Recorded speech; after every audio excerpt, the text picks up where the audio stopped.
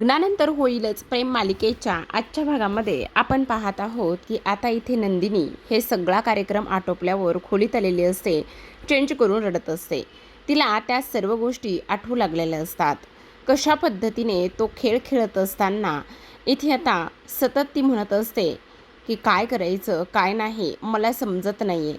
त्याचबरोबर इकडे जीवा तिला म्हणत होता, अगं नंदिनी मला तू गाईड कर ना. नंदिनी तू मला गाईड कर ना, मला तू गाईड का बरं करत नाहीस? ह्या सगळ्या गोष्टी तो इथे बोलत होता.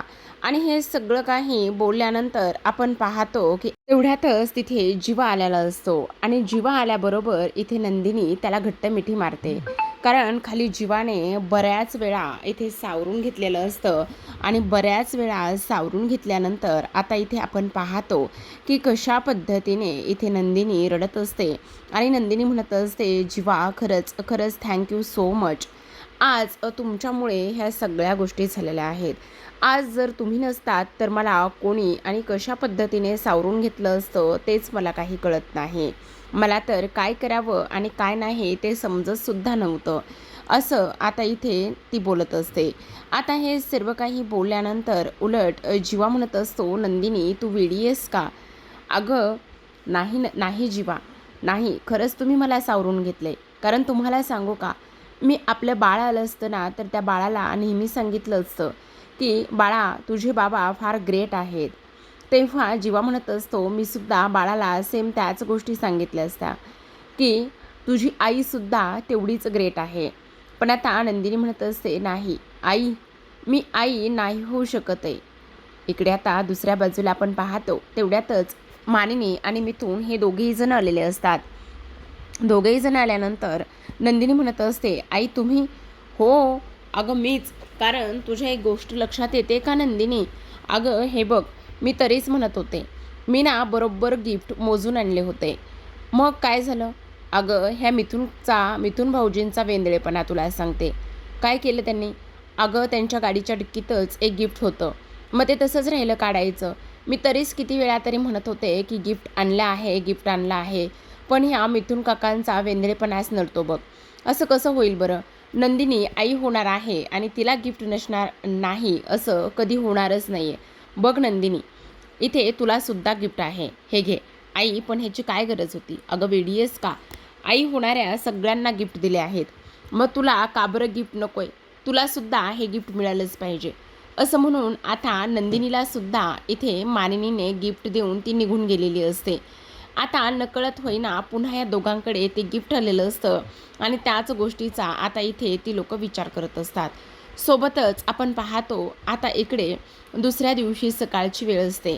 मग आता मानिनीचा उत्साह मात्र गगनात मावलेला नसतो. कारण पार्थ म्हणत असतो, अगं आई मला एक गोष्ट सांग, काल मदर्स डेचं एवढं सगळं काही सेलिब्रेशन केलेलं आहेस आणि मदर्स डेचं एवढं सगळं सेलिब्रेशन करून तुझ्यामध्ये एवढा उत्साह येतो तरी कुठून ग? त्याच वेळेला मिथून म्हणत असतात, बघितलं का बघितलं मी काय म्हणतोय ते मानिनी वहिनी, ह्याला असं म्हणायचं आहे की तुम्ही आता म्हाताऱ्या झाला आहात म्हणूनच हा असं बोलत आहे. तेव्हा मानिनी म्हणत असते, ए म्हातारी कुणाला म्हणतोस रे? नाही नाही तसं नाही आहे. पण तुला सांगू का, काव्या असताना तर आणखी खूपच मजा आली असती. पण काव्या नाहीत ना. हो बाबा, तिलासुद्धा सांगितले मी आता लवकरात लवकर तिनेसुद्धा यायचं म्हणून. आणि ती आली नाही. पण ती नाही आहे तर मग इथे मी सुद्धा थांबलो असतो तर चाललं असतं ना माझ्या बायकोच्या बदल्यात. तेव्हा मानिनी म्हणत असते, हो का? पण तुझं काय बाबा, ती दिव्या तुला सोडेल तेव्हा ना. आता इकडे मिथून म्हणत असतो, वहिनी तुम्हाला काव्या म्हणायचं आहे का? तुम्ही दिव्या म्हणताय. नाही हो भाऊजी, मला बरोबर दिव्याचं म्हणायचं आहे. मी बरोबर दिव्याचं म्हटलं आहे. त्याच वेळेला आता इथे तो म्हणत असतो, नाही गाई, हो नाही काय नाही, सतत दिव्या कॉलिंग ह्या सगळ्या गोष्टी तर सुरूच असतात ना. मग मला एक गोष्ट सांग, काय असतं रे तिचं सतत हे? कशासाठी ती उगाचच एवढे फोन करत असते? नाही ग, नवीन एम्प्लॉई आहे आणि त्यामुळे ती फोन करत असते. तू नको एवढी काळजी करू साई. काळजी कशी करू नको सांग बरं. सतत फोन येतच राहतात ना तिचे. अगं त्याचं काय झालं आहे माहिती आहे का, तिला ना नवीन आहे, त्याचबरोबर ती छान आहे, म्हणजे थोडीशी मुडी आहे आणि थोडीशी बडबडी आहे. आणि त्याचं काय ना, तिला ना आत्ता घर राहण्यासाठी नाही आहे. मग तिला घर राहण्यासाठी नसल्यामुळे ना ती घर शोधते. त्यावर मानिनी म्हणत असते, जर ती घर शोधत असेल ना तर मला काहीच प्रॉब्लेम नाही बाबा, तिनं जर आपल्याकडे सुद्धा येऊन राहिलं तर, असं ती बोलत असते. आणि तेवढ्यातच पार्थ आता मोबाईलमध्ये पाहत असतो. दुसऱ्या बाजूला आपण पाहतो, जीवाने आता नंदिनीसाठी ज्या तिला प्रेग्नेंट असताना गोळ्या वगैरे डॉक्टरांनी दिल्या होत्या ना, त्याच गोळ्या तो आता तिच्यासाठी घेऊन येतो आणि देत असतो. तेव्हा नंदिनी त्याला म्हणते, काय करताय जीवा हे? अहो, ह्या प्रेग्नेन्सीमध्ये घेण्याच्या गोळ्या आहेत. मी आत्ता प्रेग्नेंट थोडी आहे, तुम्ही मला ह्या गोळ्या देताय? नको, मला ह्या गोळ्या नको आहे आता.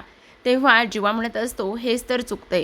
म्हणजे बघ ना, असं सहसा म्हणतात की लग्न झालं की नवऱ्याचं बायकोवर, बायकोचं नवऱ्यावर अति प्रचंड प्रेम असतं. खरं तर नवऱ्याचं प्रेम नंतर हळूहळू कमी होतं अशी त्यांची तक्रार असते. म्हणजे एखादं बाळ आलं की तक्रार कमी होते. पण मी काय म्हणतो, हे प्रेम, ही काळजी आणि हे सर्व काही आपण नेहमी कायमच ठेवायचं आहे नंदिनी. मला कळतंय आता तू प्रेग्नेंट नाही आहेस आणि ह्या गोळ्या तुझ्यासाठी देणंसुद्धा तितकं महत्त्वाचं नाही आहे. पण तुझी काळजी तर मी नंदिनी नक्कीच करू शकतो ना. तेव्हा नंदिनी म्हणत असते, हो जीवा, तुम्ही माझी काळजी तर नक्कीच करू शकतात. पण खरं सांगू का जीवा, एवढा चांगला बाबा बाळाला मिळाला होता, म्हणजे किती लकी असेल ना आपलं बाळ. पण बघा ना, योगायोगाने कसं झालेलं आहे.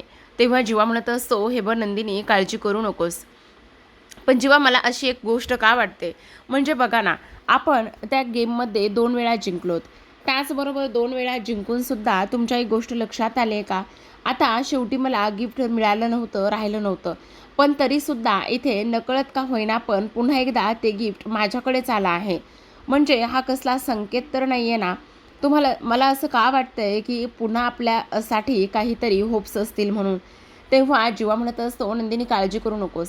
आपल्याला पुन्हा एकदा डॉक्टरांकडे जायचं आहे ना, पुन्हा एकदा डॉक्टरांकडे जाऊन आपण सेकंड ओपिनियन घेणार आहोत ना, मग तू काळजी अजिबात करू नको. उद्या आपण डॉक्टरांकडे जाऊया आणि डॉक्टरांकडे गेल्यानंतर काय होतं आणि काय नाही ह्या सगळ्या गोष्टी पाहूयात. तू अजिबात काळजी करू नकोस, असं जीवा नंदिनीला म्हणत असतो. तेव्हा नंदिनी म्हणत असते, हो, अगदी बरोबर बोलताय. पण मी तुम्हाला आणखीही सांगते जीवा, खरंच तुमच्यासारखा गोड बाबा होणं ना हे शक्यच नाही आहे बघा. खरंच तुम्ही फार गोड आहात.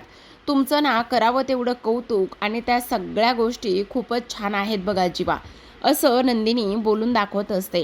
तेव्हा जीवा म्हणत असतो, हो हो, तू सुद्धा तेवढीच गोड आहेस, माझ्या होणाऱ्या बाळाची आई.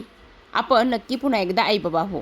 तर आता दुसऱ्या दिवशी सकाळची वेळ असते आणि दुसऱ्या दिवशी सकाळी आता इकडे ह्यांना डॉक्टरांकडे जायचं असतं. म्हणून नंदिनी तयार होते, जीवासुद्धा तयार होतो. आणि त्याच वेळेला आता जीवाने नंदिनी बाहेर निघाली म्हणून तिच्यासाठी सनग्लासेस दिलेले असतात. तेव्हा ती म्हणत असते, जीवा ह्याची काय गरज आहे? हे बघा, तसंही आपल्याला गाडीमधूनच प्रवास करायचा आहे ना. नाही नंदिनी, अजिबात नाही.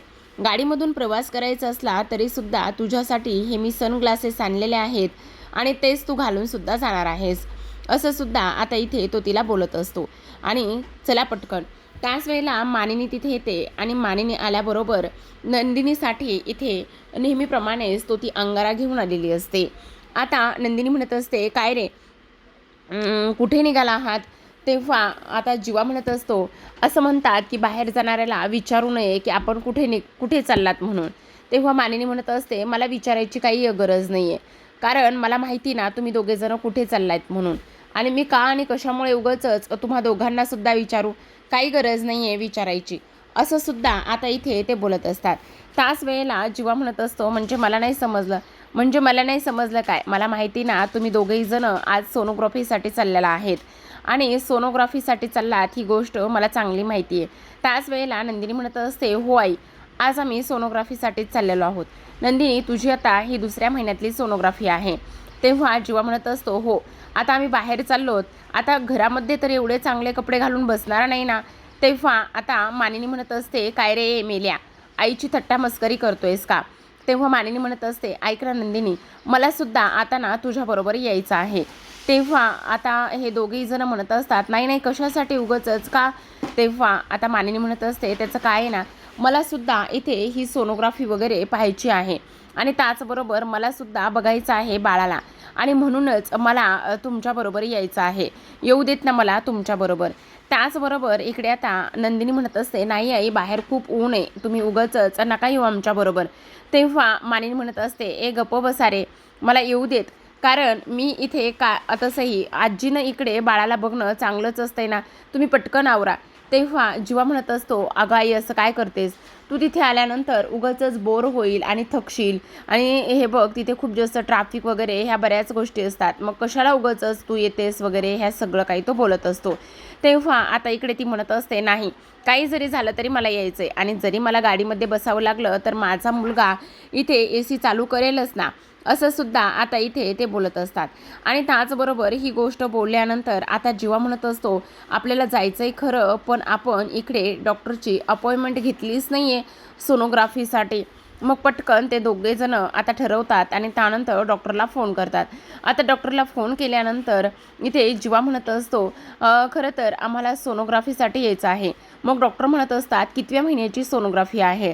मग आता खरं तर इथे मिसकॅरेज झालेला आहे आणि त्यामुळे आता इकडे सोनोग्राफी करायची, ह्या सगळ्या गोष्टी कशा होतील काय होतील कळत नसतं. मग आता तो थोडासा अडखळतो. तरीसुद्धा तिकडून रिसेप्शनिस्ट विचारत असते की अहो सांगा ना तुम्हाला कितव्या महिन्याची सोनोग्राफी करायची. मग आता जीवा म्हणत असतो दुसऱ्या महिन्याची करायची. मग दुसऱ्या महिन्याची म्हटल्याबरोबर त्या म्हणत असतात ठीक आहे, एक सीट अवेलेबल आहे, तुम्ही पण लवकरात लवकर या हां. असं म्हटल्यानंतर जीवा म्हणत असतो हो चालेल ना ठीक आहे.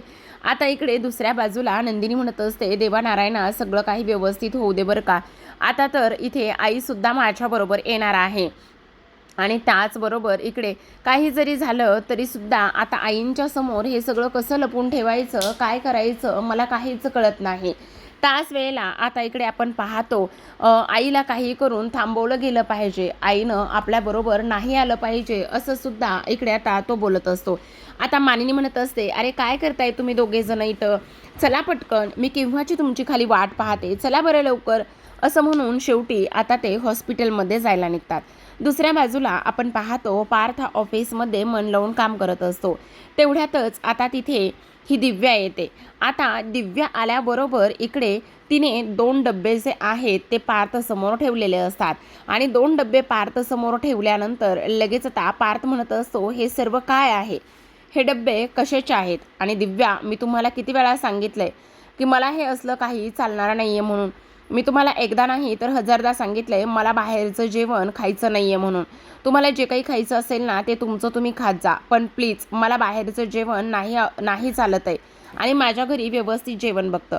त्याच वेळेला ती म्हणत असते, सर काय करताय हे तुम्ही, प्लीज माझं जरा ऐकून तरी घ्या. अहो आजचा ना हा माझा शेवटचा दिवस होता माझ्या त्या घरातला. का, काय झालेलं आहे. नाही आज ना मला ते घर खाली करायचं आहे ना, आणि म्हणून खाली करायचं असल्या कारणाने तुम्हाला एक गोष्ट सांगू का, मी एक विचार केला की काही जरी झालं ना तरी आज त्या घरामध्ये इथे छान जेवण बनवायचं आणि म्हणूनच मी तिथे जेवण बनवलं आहे.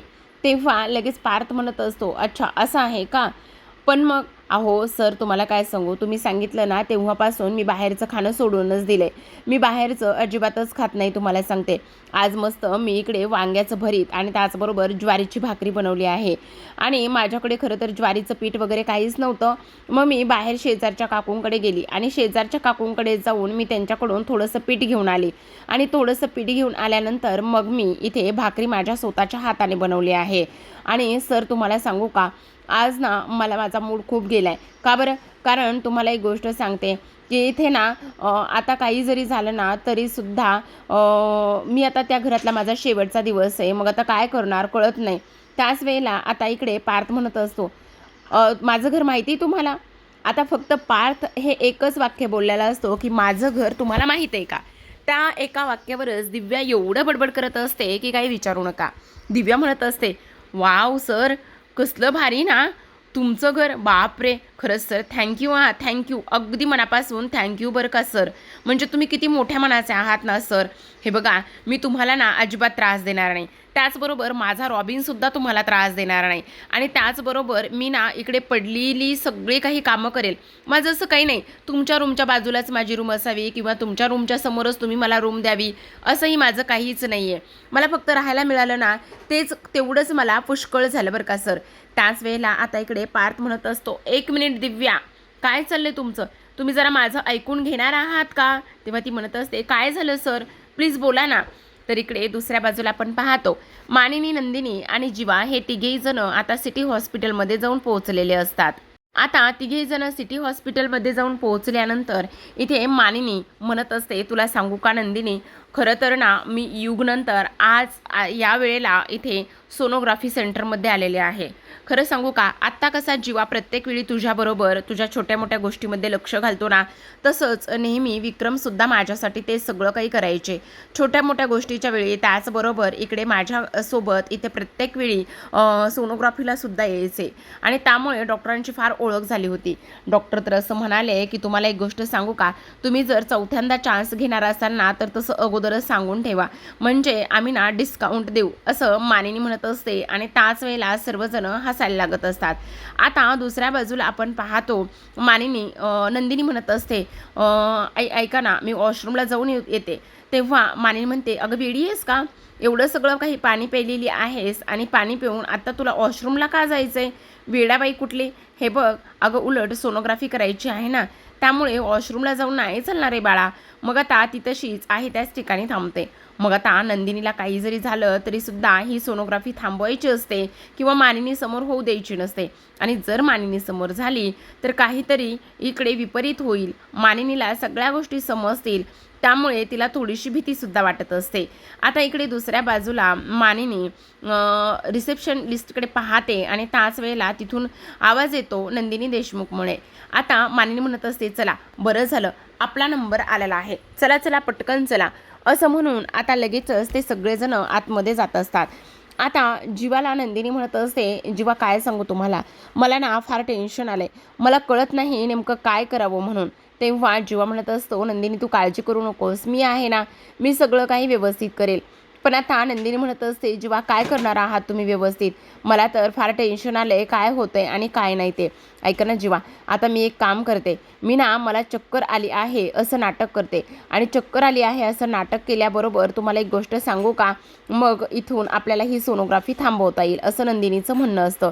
पण त्याच वेळेला मानिनी म्हणत असते, अरे तुम्हा दोघांचं काय चाललंय तिकडे, वेडे आहात का तुम्ही, या बरं लवकर इकडे बघा, या पटकन, असं म्हणून आता ती आवाज देत असते. तर इकडे आता ह्याला जीवालासुद्धा थोडासा त्रासच होत असतो, त्यालासुद्धा थोडंसं टेन्शनच आलेलं असतं. आता इकडे त्या मॅडम असतात सोनोग्राफीच्या त्या रूममध्ये आणि त्या म्हणत असतात, नमस्कार मी रीना, आज मी तुमची सोनोग्राफी करणार आहे. नंदिनी तुम्हाला 2रा महिना सुरू आहे ना? हो, 2 महिने जवळपास पूर्ण होत चाललेले आहेत, असं नंदिनीचं म्हणणं असतं.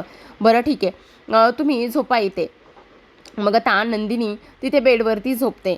त्याच वेळेला आता इकडे नंदिनी आणि जीवा दोघेही जण एकमेकांकडे पाहत असतात. मग आता त्या डॉक्टर म्हणत असतात, तुमचा ड्रेस प्लीज थोडासा वरती घेता का, म्हणजे जेल लावायचं आहे ना आपल्याला सोनोग्राफी करण्यासाठी. मग आता इकडे तुम्ही लोक कोण आहात असं विचारण्यात येतं. तेव्हा मानिनी म्हणत असते, मी तिची सासू, ह्याची आई आणि तो तिचा नवरा, माझा मुलगा, असं ती कॉम्बिनेशन करून सांगत असते. आता नंदिनी काही केल्या ड्रेसवर घेत नसते, पटकन जीवाचा हात पकडते. तेव्हा डॉक्टर रीना म्हणत असतात, तुमचा सोनोग्राफीचा फर्स्ट टाईम आहे का? तेव्हा नंदिनी म्हणत असते, हो फर्स्ट टाईमच आहे. आणि तेव्हा नंदिनी आता घाबरलेली असते. दुसऱ्या बाजूला आपण पाहतो की इकडे आता पार्थ म्हणत असतो, 1 मिनिट दिव्या, खरंच तुम्ही कमाल आहात, मी फक्त म्हटलं की माझा घर तुम्हाला माहिती आहे का, एवढाच प्रश्न मी विचारला तर त्यावर तुम्ही एवढं सगळं काही बोलायला सुरुवात केली. अहो मी जिथे राहतो ना त्या घराच्या थोड्याशा पुढे गेल्यानंतर सेकंड लाईनला ना माझ्या मित्राचा एक बंगलो आहे आणि त्याचं आर्किटेक्टचं काम सगळं काही मला दिलं आहे आणि जोपर्यंत ते पूर्ण होत नाही किंवा जोपर्यंत त्याला ते पूर्ण थोडंसं बाकी आहे, पण त्याला ना ते घर रेंटने द्यायचं आहे, म्हणजे कसं कोणीतरी राहिलं तर बरं पडेल, म्हणून तो मला विचारत होता, म्हणून मी तुम्हाला ते सजेस्ट करत आहे. आणि तुम्हाला सांगू, तुम्ही अगोदर जेवढा रेंट देत होतात ना तेवढा रेंट दिला तरी चालेल, रेंटचं असं काही नाही आहे. आणि सगळ्यात महत्त्वाची गोष्ट म्हणजे की फक्त तुम्हाला ना एक ॲग्रीमेंटचे जी काही प्रोसेस आहे ती पूर्ण करावी लागेल. त्याच वेळेला आता दिव्या म्हणत असते, वा वाव सर, सॉरी हां सॉरी, ठीक आहे. पण सर आज तुमच्यामुळे ना सगळ्यात महत्त्वाची गोष्ट झाली. मला ना तिथे राहायला मिळेल आणि तसंही तुमचं घर तिथून जवळच आहे म्हटल्यावर. नाही म्हणजे मी आपलं सहजच बोलली, पण सर खरंच तुम्ही ग्रेट आहात बरं का खरंच. पण सर हे बघा ना, मी माझ्या हाताने हे वांग्याचं भरीत आणि भाकरी बनवून आणली, प्लीज खा ना. तेवढ्यातच आता इथे पार्थला एक फोन आलेला असतो आणि पार्थला मिथुन काकाचा फोन आल्यानंतर तो म्हणत असतो, हा मिथुन काका बोला. तेवढ्यातच आता तो खूप घाबरतो आणि तिकडून आवाज आलेला असतो, घरामध्ये शॉर्ट सर्किट झालेला आहे. पार्थ म्हणत असतो, काय घरामध्ये शॉर्ट सर्किट झाले? असं म्हणून ताबडतोब उठून उभा राहतो आणि तसाच फोन हातामध्ये घेऊन निघून जातो. इकडे दिव्या त्याला आवाज देत असते, सर प्लीज भाकरी आणि मी इथे भरीत वांग्याचं बनवून आणले, प्लीज सर प्लीज एकदा पाहून तरी घ्या ना. त्याच वेळेला आता इकडे तो म्हणत असतो, सॉरी दिव्या मला ताबडतोब जावं लागेल. असं म्हणून तो निघून जातो आणि त्यानंतर दिव्या आता ते टिफिन दोन्हीही पॅक करून ठेवत असते. तिचा मूड पूर्ण गेलेला असतो. आता आपण पाहतो इकडे दुसऱ्या बाजूला आता सोनोग्राफीची प्रोसेस सुरू असते. त्याच वेळेला आता हे सोनोग्राफीचं अटेंड करणाऱ्या ज्या इन्चार्ज असतात त्या आलेल्या असतात आणि त्या म्हणत असतात, डॉक्टर रीना इथे हे सर्व काही काय चाललेलं आहे? तेव्हा डॉक्टर रीना म्हणत असतात, सोनोग्राफी सुरू आहे मॅडम. मला सांगा मग एवढी ह्या रूममध्ये एवढी गर्दी का आहे? हे सगळेजण का आहेत? तुम्हाला माहीत नाही का ह्या हॉस्पिटलचे नियम? ज्यांची सोनोग्राफी आहे तीच व्यक्ती फक्त ह्या सोनोग्राफी हॉलमध्ये थांबत आहे. मग हे बाकीचे लोक काय आहेत? त्याच वेळेला मानिनी म्हणत असते, एक मिनिट, मी तिची सासू आहे आणि त्याचबरोबर हा तिचा नवरा आहे म्हणजे माझा मुलगा आणि आम्ही फक्त इथे आजची हालचाल किंवा आणखी काही गोष्टी इथे पाहण्यासाठी आलेलो आहोत. आम्हाला थोडासा उत्साह आहे. तेव्हा डॉक्टर म्हणत असतात, प्रत्येकजण प्रत्येक वेळी हेच बोलतो. तुम्ही फक्त आणि फक्त इथे मुलगी आहे का मुलगी आहे ही गोष्ट तपासायला आला आहात आणि त्यानंतर मग मुलगी असेल तर तिचं ॲबॉर्शन करून टाका असं सुद्धा बोलणारे तुम्हीच लोक असतात. तेव्हा मानिनी म्हणत असते, अहो एक मिनिट, असं काही नाही आहे, तुमचा काहीतरी गैरसमज होतोय. आम्ही त्या विचाराची माणसं अजिबातच नाही आहोत. हे बघा प्लीज असं काही बोलू नका. तेव्हा त्या म्हणत असतात, अजिबातच नाही. डॉक्टर रीना आत्ताच्या आत्ता ह्यांना बाहेर जायला सांगा. मग आता नंदिनी म्हणत असते, जीवा प्लीज आपणच त्यांना समजून घेतलं पाहिजे ना. असू देत ना, त्यांना काय फरक पडतोय? तुम्ही दोघेही जण बाहेर जा ना. मग आता जीवा म्हणत असतो, आई प्लीज चल बाहेर जाऊया. मानिनी म्हणत असते, अरे याला काय अर्थ आहे जीवा? असं नाही, आत्ता तर हे रूल्स आणि नियम सगळे वेगळेच निघले आहेत. नाही मला इथे थांबायचे. मग आता जीवा म्हणत असतो, आई प्लीज जरा शांत हो ना प्लीज. हे बघ त्यांचं हॉस्पिटलचे काही नियम्स असतील ना, त्यामुळे कदाचित त्या असं करत असतील. प्लीज हे बघ जरा थोडंसं ऐकून घे ना, असं तो म्हणतो आणि मानिनीला बाहेर घेऊन जातो. आता मानिनी म्हणत असते, खरं तर त्यांना आपण असं वाटलं का की म्हणजे आपण अनपढ आहोत वगैरे, त्या स्टँडर्डची लोकं आहोत? असं अजिबातच नाही आहे. आपण असा विचार तरी कसा करू शकतो? आपण ह्या गोष्टीचा कधी विचारसुद्धा करू शकत नाही ना. आपण फक्त लिंग तपासायला आलो आहोत असं त्यांना वाटलं असेल का?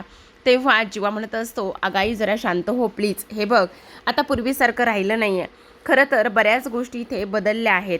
तेव्हा मानिनी म्हणत असते, नाही बाबा छे, मी तर किती उत्साहाने इथे घरातून निघले होते.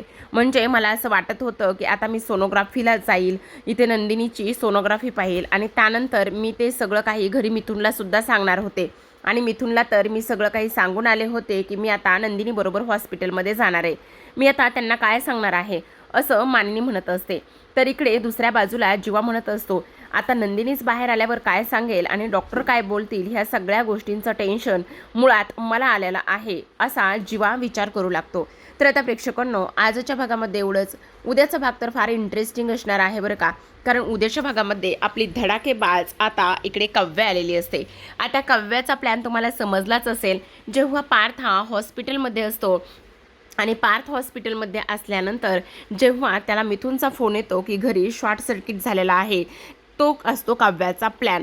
आणि काव्या घरी आलेलं असते. पूर्ण रूममध्ये अंधार केलेला असतो आणि एका बोर्डवर तिनं लिहिलेलं असतं, बाबा मी आणि आईने तुम्हाला खूप जास्त मिस केला आहे. एक स्माइली असते आणि 2 हर्ट असतात. आणि आता काव्या त्याच्या पाठीमागे लपलेली असते. तेवढ्यातच समोर उठून उभी राहते आणि उठून उभी राहिल्यानंतर आजूबाजूला रेड रंगाचे इथे बलून्स असतात. त्याचबरोबर फटाक्यांचा इथे धुमधडाका होतो आणि काव्या हळूच आता पुढे आलेली असते. मग आता काव्याला समोर पाहिल्यानंतर पार्थला आनंद झालेला असतो. तो आनंद मात्र आता इकडे गगनातच मावेत नसतो. पार्थ धावतच काव्यासमोर येतो आणि तिला विचारत असतो, काव्या म्हणजे फायनली तुम्ही आलेला आहात? त्यावर काव्या म्हणत असते, हां तर काव्या तर आलेली आहे. मग आता पार्थ म्हणत असतो, हे मला स्वप्न तर नाही आहे ना. तेव्हा काव्या म्हणते, नाही देशमुख, हे तुम्हाला स्वप्न नाही आहे, हम तो आ गए है, फिर आओ ना. असं म्हटल्याबरोबर आता लगेचच इकडे जो काही पार्थ आहे ना, तो पार्थ मात्र काव्याकडे धावतच जातो आणि काव्याला घट्ट मिठी मारत असतो. कारण आता काव्या बरेच दिवस सुट्टीवर होती, माहेरी गेलेली होती. माहेरी म्हणजे म्हणण्यापेक्षा प्रेक्षकांना तुम्हा सर्वांना माहिती आहे, आपल्या ज्ञानदाचं लग्न झालेलं आहे आणि त्यामुळेच कदाचित ती सुट्टीवर असू शकते. पण असो, काव्या इज बॅक. आता दुसऱ्या बाजूला आपण पाहतो, जीवा हा किचनमध्ये असतो आणि तेव्हा मनामध्येच म्हणत असतो, आज आई सोनोग्राफीला आली होती. जर आई सोनोग्राफीला आली होती आणि तिला हे सगळं काही समजलं असतं तर काय झालं असतं. त्याच वेळेला त्याच्या बाजूला रिक्षावाला येतो, नेहमीचाच आपला, ह्याचाच हमशकल, आणि ह्याला काही 4 गोष्टी इथे उपदेशाचे देणारे डोस तो पाजत असतो.